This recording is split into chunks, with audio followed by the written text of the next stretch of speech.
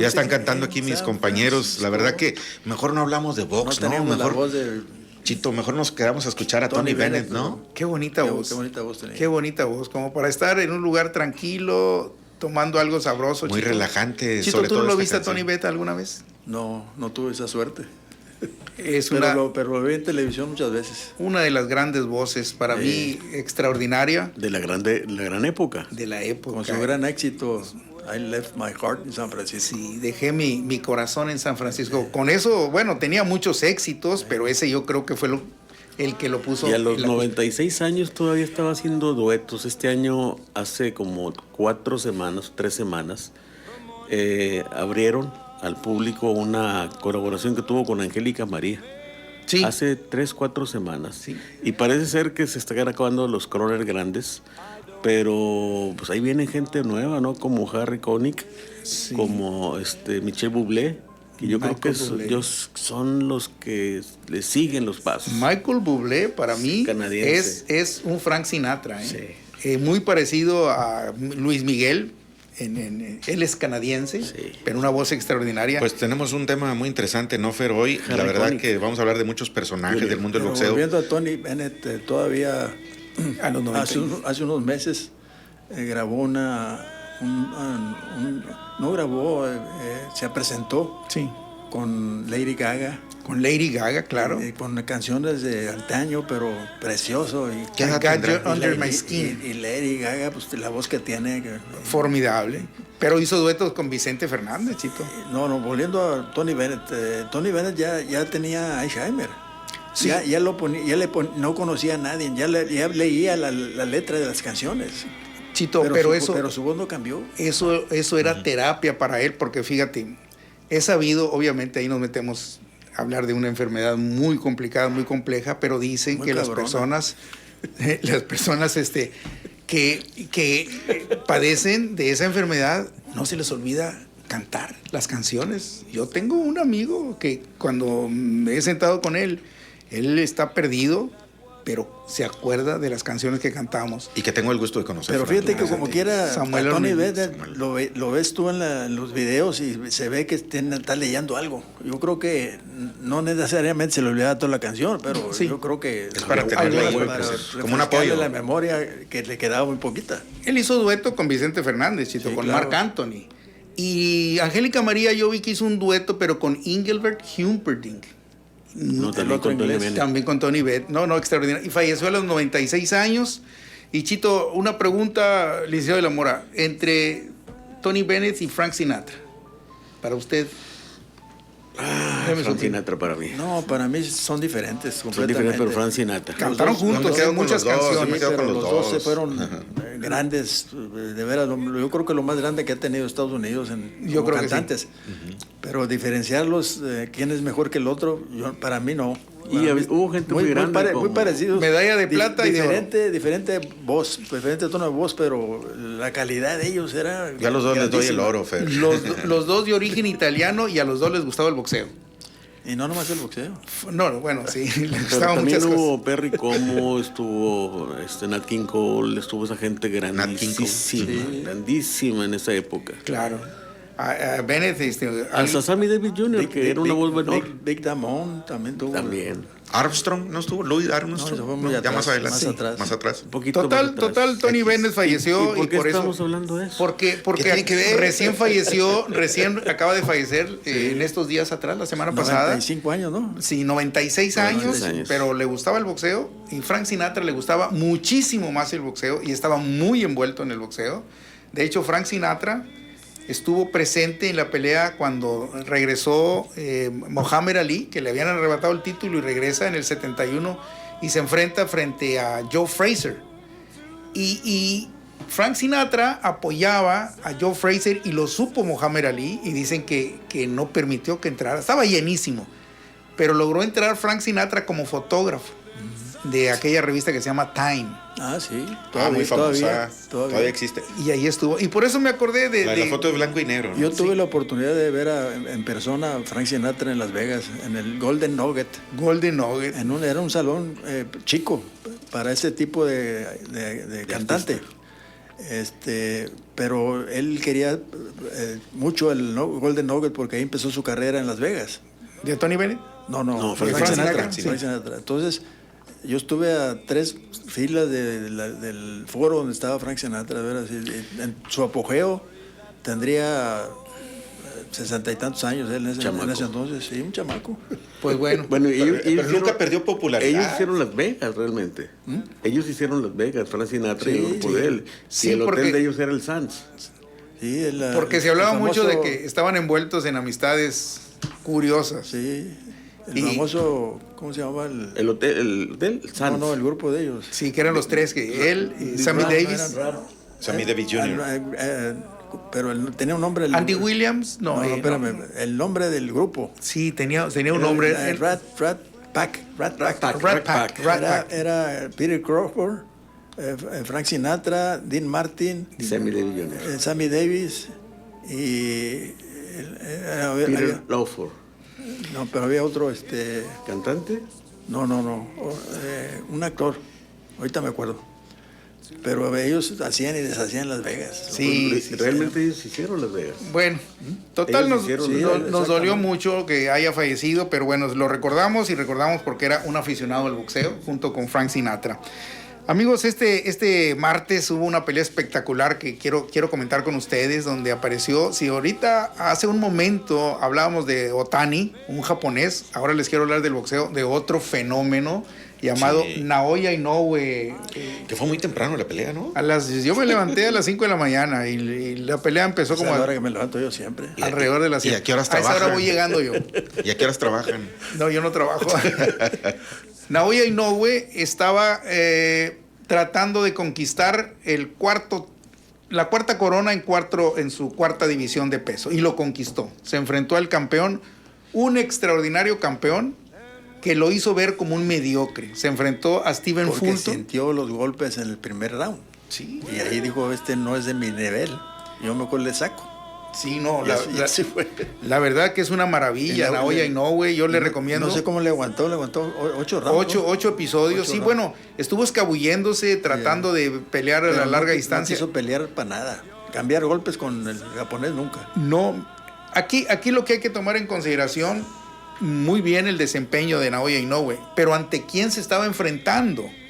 Porque cuando un peleador se enfrenta con un mediocre, pues se mira muy bien. Pero aquí estaba con un verdadero campeón que estaba Así es. invicto, Así Stephen es. Fulton, y tenía 2 cinturones, tenía el del Consejo y el de la Organización Mundial de Boxeo.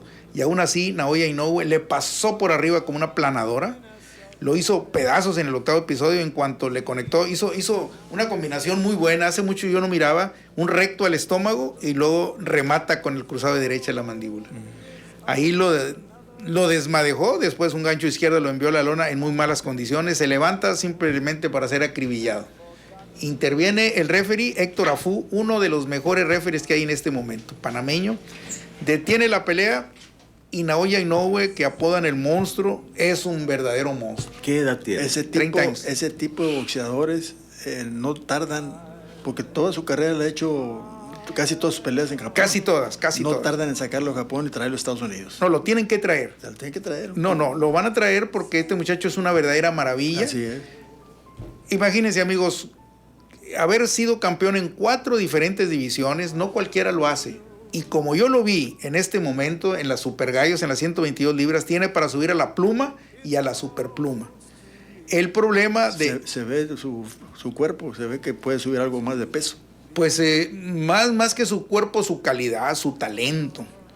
Muchas veces sí, algo tiene que ver la envergadura física, pero yo lo que vi, una maravilla, una velocidad brutal, una manera de cerrar las salidas, cómo le cerraba, lo topaba al americano para que no saliera y lo acorralaba y lo acribillaba, combinaciones relampagueantes, una velocidad brutal, un poder de nudillos de veras escalofriante.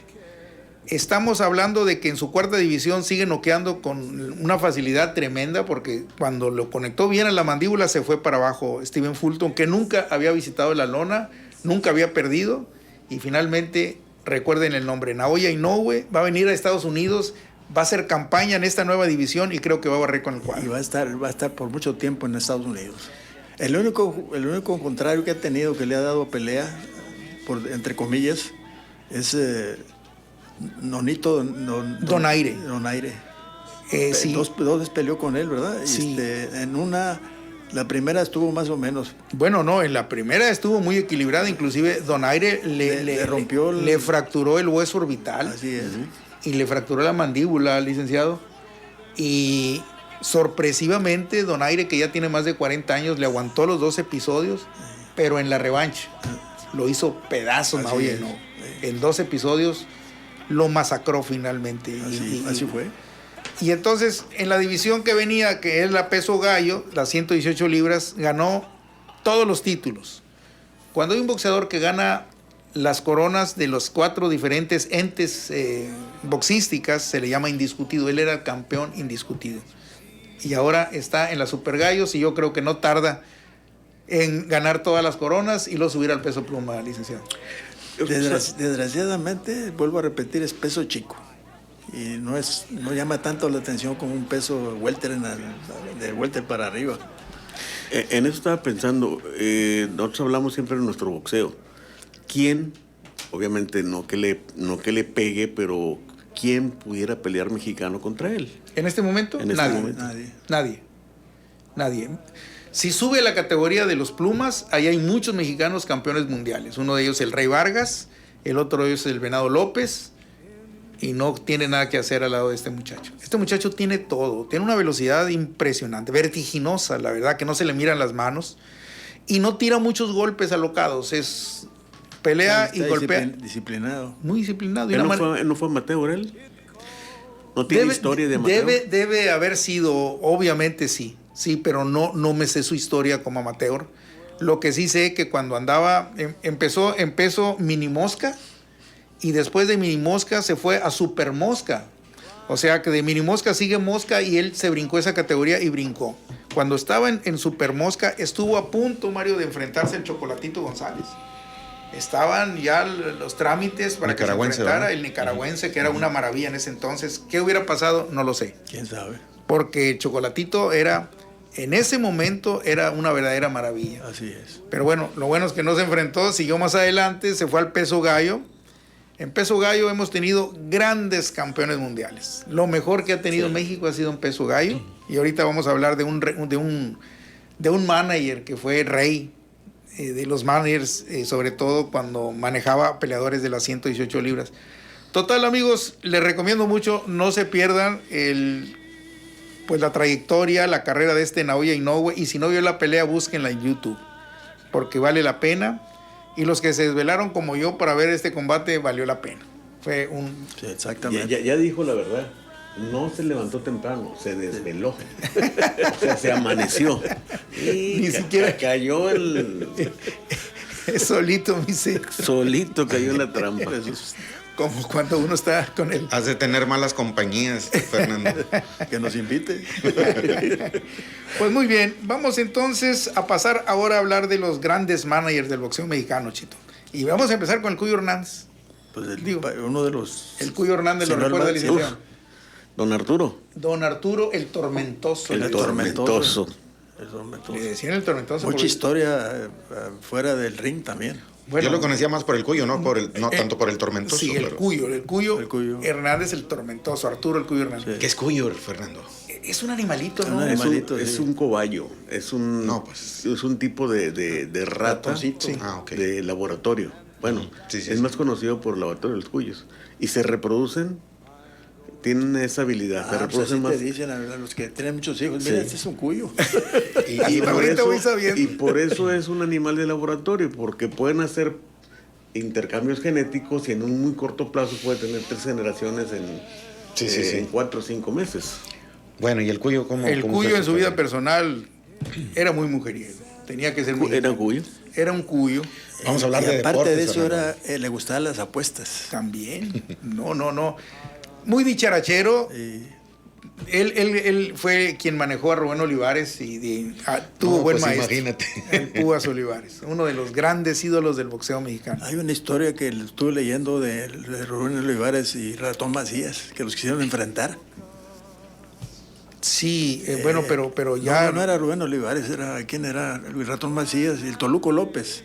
Ah, bueno, sí. Los quisieron enfrentar, pero Pancho Rosales, que era el manager de Ratón Macías, pidió mucho dinero. Pidió mucho dinero porque sabía que el Ratón era el ídolo en ese entonces más ídolo de todos los tiempos. Pero no era la razón por la que pedía mucho dinero porque sabía que si los enfrentaban, el Toluco iba a ganar. El porcentaje, él la pensaba de esa manera, él mismo sabía que enfrentar al Ratón Macías contra el Toluco López, el ganador iba a ser el Toluco López.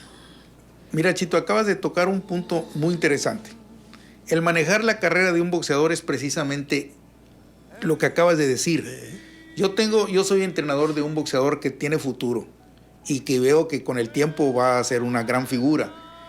Y si en un momento dado alguien quiere hacerle una oferta para que mi pupilo se enfrente a un boxeador, que yo estoy viendo la probabilidad de que pierda y se le trunca la carrera, yo prefiero sacarle la vuelta. Claro. Y me van a llegar las críticas, porque claro, yo estoy viendo el futuro. Ha pasado con muchos boxeadores. Porque tú estás más de cerca de él, sabes cuáles son sus debilidades y fortalezas. Así y es. Hasta dónde ya lo puedes empujar, ¿no? ¿Cómo se llamaba el de Reynosa? Batlin Torres. Batlin Torres, ese lo adelantaron. Raimundo. Lo enfrentaron con el cubano por el título mundial puertorriqueño, Carlos Ortiz. No, con el campeón welter del cubano que vino con Cuco Conde a México. ¿Ultiminio Ramos? No, welter, que fue campeón mundial. ¿Mantequilla Nápoles? No, el otro. Fueron 4 los que vinieron, que fueron campeones. Ultiminio, Mantequilla, Babe Luis. No, Babe Luis no fue campeón. Luis Manuel Rodríguez, José Legrand. Luis Manuel Rodríguez le enfrentaron. José Legrand se fue para España, ¿no? Peleó con Luis Manuel Rodríguez en la cartelera de campeones mundiales en Los Ángeles. Ajá. Y ahí terminó con la carrera del Batlin Torres. Okay. Y Batlin Torres pintaba para ser un gran boxeador con el tiempo. Antes, Chito, lo adelantaron. Sí, antes. A lo que voy es lo que tú estás diciendo. Que sí, si no eres un buen man, administración. La administración de tus pupilos. Sí, pero mira, te voy a comentar algo, ¿no? Batlin Torres perdió con Carlos Ortiz, el Gato Ortiz, por el peso ligero. Y ahí también lo noqueó Carlos Ortiz. Y también se habla de que su entrenador Mito Treviño lo adelantó. Ya después tuvo otra pelea, ¿no? Tienes razón. Fue Carlos Ortiz. A veces los mismos managers truncan tu carrera, ¿eh? No, por supuesto. Sí. Sobre todo aquellos ambiciosos, avariciosos. El de Laredo, Texas, ¿cómo se llama? El que también estaba peleando muy bien, lo adelantaron y lo tronaron en el primer round. Que entrevistaron, hombre. Es mi amigo, Chitón. No, Chitón. Jorge Castañeda. Ándale, Jorge Castañeda. Tenía un récord limpio, un récord invicto y lo enfrentan con otro cuate que... Pero pueden levantarse. No era del mismo nivel. Pueden levantarse. ¿Por qué lo adelantaron? Yo te voy a dar mi opinión ahí. Fue la estrategia que emplearon. El plan de pelea con el que salió a pelear Jorge Castañeda fue el error. Ahora, mira, Chito, te invito a que el próximo 19 de agosto me acompañes, me vas a acompañar. Va a pelear Jorge Castañeda nuevamente después de esa derrota. Okay. Va a pelear en Laredo, Texas, y va a pelear con un buen rival, que va invicto, uno de Reynosa. Y cuando un peleador sufre una derrota, no nada más se tiene que recuperar físicamente, sino principalmente anímicamente. Claro, a veces eso te derrumba más. Claro. Entonces ahí es donde entra el entrenador, el dirigente, el apoderado. Dice, bueno, ¿contra quién lo vamos a enfrentar después de que sufrió una dolorosísima derrota? Muchos peleadores ya no se levantan después de una derrota. No. Entonces hay que animarlo, hay que enfrentarlo con un boxeador que llame la atención, que sea bueno, pero que no sea tan peligroso. A modo. Pues, de alguna manera a modo, sin que necesariamente sea un pichón. Así es. Ahora, Jorge Castañeda va a pelear a 8 episodios. Me parece extraordinario. No, sí, claro. Entonces lo bajan. Para que agarre confianza. Claro. Exacto. Ahí está. ¿Cuándo es la pelea, Fer? El 19 de agosto. Están invitados todos. Hay que pagar. Todos los que quepan ahí. Esperemos que no paguemos, Chito. De eso se trata, Dicen que donde lloran está el muerto. Así dicen los cubanos, ¿no? La lloradora enfrente y el muerto atrás. Bueno, pues el Cuyo Hernández, amigos, fíjense, llevó al campeonato a Rubén Olivares, a Carlos Zárate, a Alfonso Zamora y a Ricardo El Finito López. Hay una anécdota estuvo muy mal el Cuyo Hernández, los últimos 20 años solamente con un riñón, pero después la diabetes lo mandó pues a la cama, muy malo. De hecho, cuando Finito López fue a Japón, licenciado, a disputar el título, no lo pudo acompañar el Cuyo Hernández. Pero antes de que fuera a disputar el título, dice que el Cuyo Hernández le pidió al presidente del Consejo Mundial de Boxeo, dijo, concédeme el último deseo de mi vida. Dijo, sí, ¿cómo no? Digo, dale la oportunidad a Finito que dispute el título. Y se la concedió el presidente del Consejo Mundial de Boxeo. Fue Finito López a Japón y ganó por nocaut. Se trajo el campeonato, se lo llevó al Cuyo Hernández y 2 días después falleció el Cuyo Hernández. Qué chulada. Sí, pero mire, se le cumplió el deseo. Toda su vida, tuvo 52 años en el boxeo. Fue boxeador también, pero aquí pasa algo distinto al béisbol, Chito, Aquí los grandes managers fueron muy malos peleadores. Como boxeadores No, igual en el béisbol. Los grandes managers no fueron grandes jugadores. Pero fueron jugadores de grandes ligas. Por eso, pero no, eso no tiene que ver nada. No, Digo, es que por lo regular, los grandes managers fueron catchers. ¿Y sabes por qué? Sí. No, porque un catcher tiene todo el panorama. El panorama de lo que está pasando en el juego. Cuando viene el manager a hablar con el pitcher, a cambiarlo o a decirle que hazle pitcher de esta manera, pues están escuchando. Entonces, es un aprendizaje. Exactamente. Acá en el boxeo, por ejemplo, Cuyo Hernández tuvo 10 peleas como amateur y ya no quiso seguir. Se metió al entrenador y fue uno de los grandes managers. Oye, manda saludos Elda Rivera, también Saludos. Vladimir Neira. Vladimir, ahí estuve con Vladimir. Saludos, Vlad. Neira, y también José González Esparza José González, un saludo y gracias. Ya son las 5. Ya son las 5, Chito. Es que creo que platicamos mucho. Mencionar lo de los managers No. En ese entonces la hacían de promotores, de papás, todo. De entrenador, de todo lo hacían. Hacerlo de papá. Y aparte, como agarraban boxeadores que no tenían mucha preparación académica. Sí, educación. Lo que cobraban una bolsa grande y el boxeador se sentía bien. El rey de todo el mundo, como diría la canción. Pero la lana grande se la llevaba el entrenador. Sí. Porque la hacía de promotor y la hacía de entrenador. Aunque legalmente solamente se debe dar el 33%. Bueno, anteriormente se llevaban toda la bola. El boxeador pagaba los gastos del entrenamiento, pagaba los gastos de los sparring partners, Sí. pagaba todo.